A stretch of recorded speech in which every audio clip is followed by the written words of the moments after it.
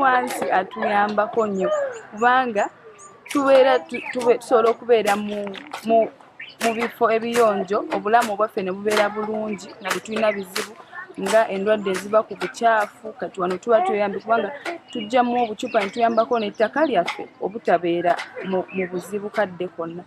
We do this because ekiyambi nk'abaana okukura tuli abishiki twine responsibilities and skills in our country to make sure that our country is clean, our communities are clean.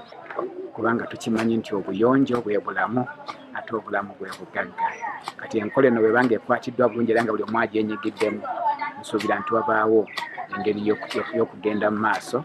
Buli mwaka twegatta ku Bwakabaka bwa Buganda okuza wiiki ya bulungi bwansi, olunaku lwa bulungi bwansi. Ffe tuli baana bawala, esimu naffe abaana bawala, era nga bwe mulaba owaye mubalabye nga bakola bulungi bwansi.